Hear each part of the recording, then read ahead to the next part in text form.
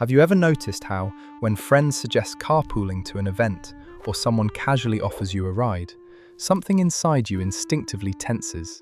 Not with gratitude, but with a quiet resistance so automatic you barely register it happening, as if the very idea of being a passenger in someone else's vehicle or having someone occupy your passenger seat feels less like convenience and more like surrendering something fundamental you can't afford to give up. You hear yourself manufacturing polite excuses.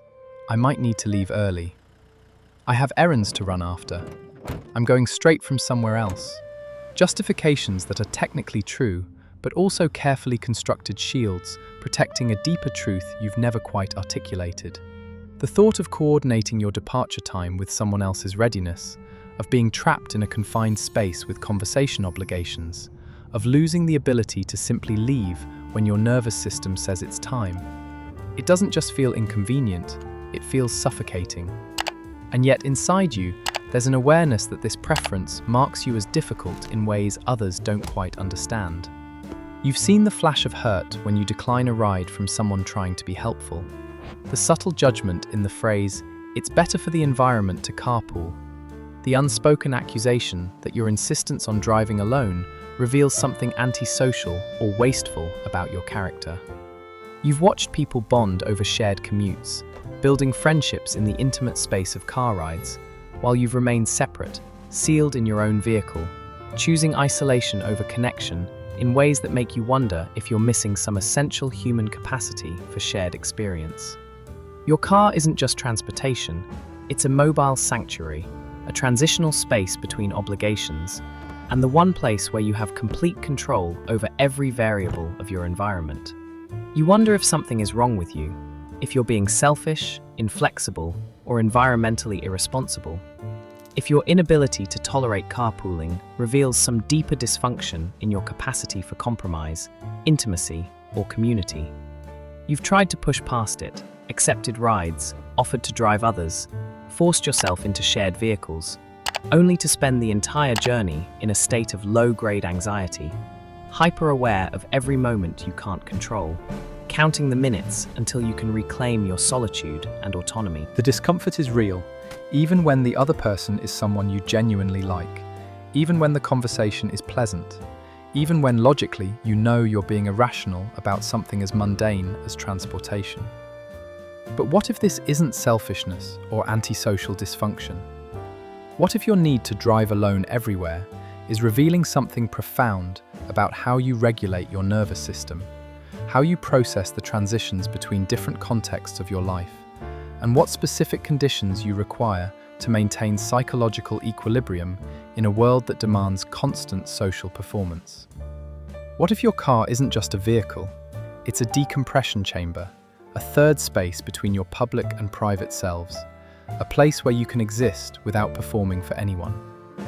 You're about to discover that your commitment to solo driving isn't about being difficult or wasteful. It's about protecting access to the transitional solitude that makes everything else in your life manageable. When someone enthusiastically suggests carpooling to save money and make the drive more fun, and you feel your body instinctively recoil while your mouth searches for a diplomatic excuse, you can see the confusion register on their face. That slight frown, that internal recalibration of who you are. The conversation continues, but something has shifted. They've added another data point to their understanding of you as someone who keeps people at arm's length, who prioritizes convenience over community, who can't handle the minor compromises that normal social relationships require. They think you're being precious, high maintenance, that you're one of those people who needs everything on their own terms, who can't adapt to the normal inconveniences of coordinating with others, who values personal comfort over environmental responsibility or social connection. They assume you're judging them, that you don't want to be seen arriving with them, that you think your time is more valuable than theirs, that the idea of sharing space with them is somehow beneath you. Or they assume you're antisocial, unable to handle basic conversation, so socially anxious that even 30 minutes in a car with another person triggers panic. The refusal to carpool becomes evidence of either superiority or dysfunction, neither of which captures what's actually happening. What's rarely considered is that your car serves a psychological function that has nothing to do with the people you're declining rides from. That the drive itself, the solitary transition time between contexts, is where you process the social interaction you just completed or prepare your nervous system for the one ahead. That being a passenger means surrendering control over pace, environment, and the crucial ability to leave when your internal system signals overload. That having someone in your car means performing host, managing their comfort, maintaining conversation, staying on during the one time in your day when you're supposed to be able to drop the social mask. But preference for solitary driving isn't rejection of people, it's protection of the decompression time that makes engaging with people sustainable. To understand this, we have to step back to the concept of what psychologists call transition time and its relationship to nervous system regulation. For most of human evolutionary history, we lived in small groups where transitions between contexts were minimal. You were with your tribe, doing tribe activities, without the constant context switching that modern life demands. But contemporary existence requires us to shift rapidly between wildly different social roles and performance demands. Professional self at work, social self with friends, intimate self with family, public self in stores and restaurants. Each context requires a different calibration of your nervous system. And for some people, these transitions require processing time, a buffer zone where you can shed one identity and prepare for the next. Inside your brain, this transition process involves your prefrontal cortex actively working to shift your behavioral patterns. Your amygdala recalibrating its threat detection for the new environment, and your autonomic nervous system adjusting its baseline arousal level to match what the new context demands. When you drive alone, your car becomes a literal and psychological space where this recalibration can happen naturally. You're not being observed, not required to maintain any particular persona, free to think through what just happened or mentally rehearse what's coming next. Your brain gets the downtime it needs to process before the next performance begins. For many people, this transition happens quickly and easily. They can shift from work mode to social mode to home mode with minimal cognitive effort. And the presence of others during transitions doesn't significantly interfere with that process. They might even find that conversation during the drive helps them process, or that companionship makes the time pass more pleasantly. But for you, the equation is fundamentally different. Your brain requires more intensive processing to shift contexts, and the presence of another person, even someone you like, prevents that processing from happening. Instead of transitioning, you're extending the performance, carrying work mode or social mode into what should be your buffer zone, and arriving at your destination without having had the crucial decompression time your nervous system needs. The preference for solo driving isn't about disliking people. It's about requiring solitude to complete necessary psychological transitions. Long before most people develop strong preferences about transportation, some children learn that car rides are the only time they get to exist without demands. In households where home meant constant requests, questions, and emotional labor, where a parent was always asking something, needing something, monitoring something, the car became a rare space where you could simply be. Strapped into a seat, headphones on, or staring out the window, you were unavailable in a way you could never be at home. You learned, without conscious awareness, that vehicles were where you got to rest, to process, to let your mind wander without interruption. These children grow into adults who protect car time with fierce, often inexplicable intensity. When you grow up in environments where your personal space was constantly invaded, or where you were required to be perpetually responsive to others' emotional states, your brain learns to grab solitude wherever it can find it. The car, with its locked doors and forward momentum, becomes a sanctuary that moves with you. Unlike your bedroom, no one can knock and enter. Unlike public spaces, you choose exactly who gains access. Unlike walking, you're enclosed, protected, insulated from the world by metal and glass and the hum of the engine. This isn't conscious strategy, it's adaptive learning. Your nervous system discovered that cars equal safety, autonomy, and the rare permission to be unreachable. This is why having someone else in your car feels so invasive, even when that person is someone you genuinely care about. It's not really about them, it's about the loss of your mobile refuge, the one space where you're guaranteed solitude and self-determination. When someone else is present, you can't sing badly to release tension, can't talk to yourself to process thoughts, can't cry if you need to, can't exist in the gloriously unfiltered way that solo driving permits. You have to monitor their comfort. Is the temperature okay? Is the music too loud?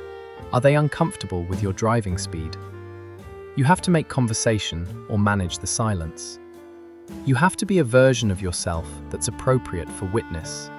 And that requirement eliminates the entire psychological function the car serves. These patterns follow you into adulthood, into friendships where people stop offering rides because they've learned you'll always decline, into romantic relationships where partners feel hurt by your resistance to something as simple as driving together, into environmental conversations where your carbon footprint becomes evidence of your unwillingness to make small sacrifices for the greater good. You're not unwilling, you're protecting the one mobile space where your nervous system gets to regulate itself. The question isn't why you drive alone. The question is what made that solitary transition time so psychologically essential that you'll endure judgment, hurt feelings, and extra expense to preserve it. Beneath the excuses about needing flexibility and having errands to run, there's a layer most people never admit to carrying: shame. Quiet, persistent shame that whispers your need to drive alone, reveals you're fundamentally incapable of the basic flexibility and social generosity that everyone else manages effortlessly. That your resistance to something as simple as carpooling proves you're selfish, precious, unable to handle the minor discomforts of sharing space with another human being for 20 minutes. In a culture that increasingly emphasizes environmental responsibility and treats carpooling as both ecologically virtuous and socially normal, driving alone becomes a confession of either selfishness or dysfunction. Every article about reducing your carbon footprint lists carpool when possible as an obvious, easy step. Every workplace initiative to reduce parking encourages ride-sharing. Every friend group has that person who coordinates rides, and your repeated refusal to participate marks you as the difficult one, the inflexible one, the person who can't just go with the flow. The entire social and environmental discourse operates on the assumption that driving alone is a luxury you choose, not a necessity you require. And if you can't give it up, something is wrong with your priorities or your psychology. You internalize this. You believe you should be able to just get over it. But shame thrives on misattribution, on believing that what's actually a nervous system requirement is a character flaw. Your need for solitary transition time isn't selfishness. It's a recognition of how your specific brain processes context switches and maintains psychological stability across the fragmented demands of modern life. Research in environmental psychology shows that people vary dramatically in their need for what's called restorative environments, spaces where attention can rest and the nervous system can downregulate. For some people, socializing is restorative. For others, solitude is essential. Your car serves as a mobile restorative environment, and the fact that you require this isn't a moral failing, it's a neurological reality. Not selfish, self-preserving. Not inflexible, protecting necessary regulation time. Not antisocial, strategically solitary in service of being able to show up socially everywhere else. The shame you carry isn't about what you're doing. It's about living in a culture that treats one particular approach to transportation as the only socially and environmentally acceptable option. You're not failing to carpool. You're recognizing that the psychological cost of shared driving exceeds the financial or environmental benefit, and that trade-off is yours to make. There's nothing defective about a nervous system that needs solitary transition time between the contexts of your life.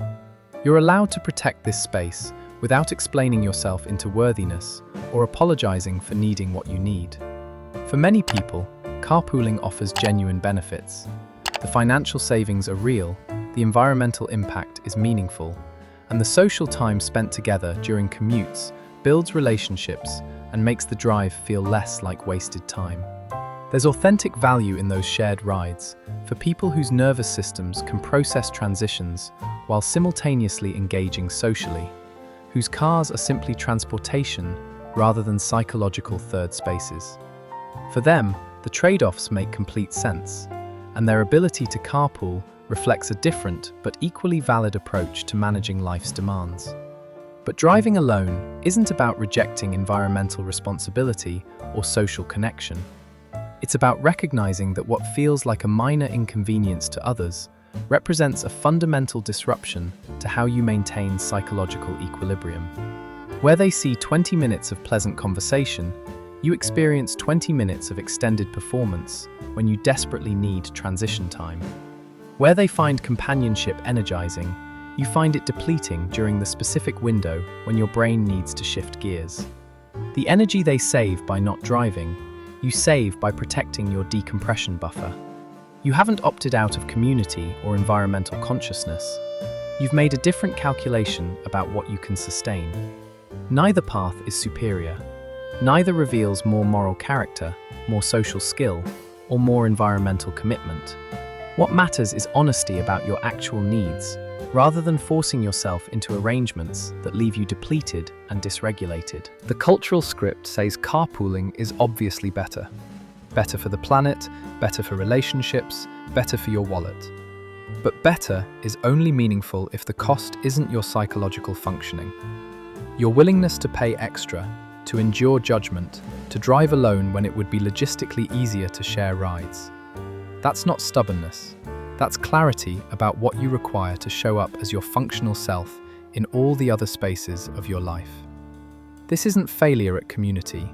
It's protection of the resource that makes community participation possible for you. When you step back and look at the whole picture, from the evolutionary importance of transition time to the childhood origins of needing mobile refuge, to the neurological reality that context switching requires processing space, something becomes clear. Your need to drive alone everywhere isn't a character flaw or environmental crime. It's information about how your specific nervous system requires solitary buffer zones to manage the constant context switching that modern life demands. The shame you've carried about this preference, the guilt about your carbon footprint, the feeling that you're being unreasonably inflexible, all of it can dissolve when you understand that you're not broken. You're protecting a psychological resource everyone needs, but that you require in a different form and intensity. People who drive alone everywhere aren't antisocial or selfish or incapable of compromise. They're individuals whose brains require solitary processing time to transition between life contexts, whose nervous systems need mobile refuge spaces where no performance is required, whose psychological functioning depends on having complete autonomy over at least one environment in their fragmented, demand-filled days. You're not less community-minded. You're strategically protecting the solitude that makes community engagement sustainable. You're not environmentally careless. You're making the trade-off that allows you to function, and that functioning allows you to contribute in all the other ways you show up. You've shaped yourself into someone who knows that how you transition between contexts matters as much as how you perform within them. That solitude isn't always isolation. Sometimes it's necessary recovery. This doesn't mean you'll never carpool, or that there aren't situations where the benefit truly does outweigh the cost, or that your needs won't evolve. Specific relationships, specific circumstances, specific energy levels might make shared driving workable sometimes. But it does mean you get to stop carrying shame about requiring what you require. You get to say, I need to drive myself, without crafting elaborate justifications that make it about logistics rather than psychology. You get to recognize that protecting your transition time is protecting your capacity to function everywhere else. Your solo driving isn't selfishness keeping you from connection, it's self-preservation making connection possible. If this video put words to something you felt, but never quite articulated, If you've been carrying quiet guilt about declining rides and refusing carpools, about being the person who always drives alone while others share vehicles and build commute friendships, about needing your car to be a sanctuary in ways that feel impossible to explain, you're not alone. There are millions of us whose nervous systems require solitary transition time, whose cars serve psychological functions beyond transportation, whose solo driving is a boundary that protects rather than isolates. I'd love to hear your experience. Drop a comment and share what your solo drive time gives you that shared rides can't. What happens in that space between contexts that makes it worth protecting so fiercely? How do you navigate the pressure to carpool or the judgment about always driving alone? And if you want more conversations like this, about the quiet patterns of the human mind, the needs we've been taught to pathologize when they're actually keeping us functional, the boundaries we've learned to apologize for when they're actually revealing what's essential, consider subscribing to the channel. We explore these spaces together, finding language for the experiences that don't fit into cultural scripts about what's normal or acceptable, making room for all the ways a person can be both boundaried and connected. Your car doesn't have to carry passengers. Neither does your guilt.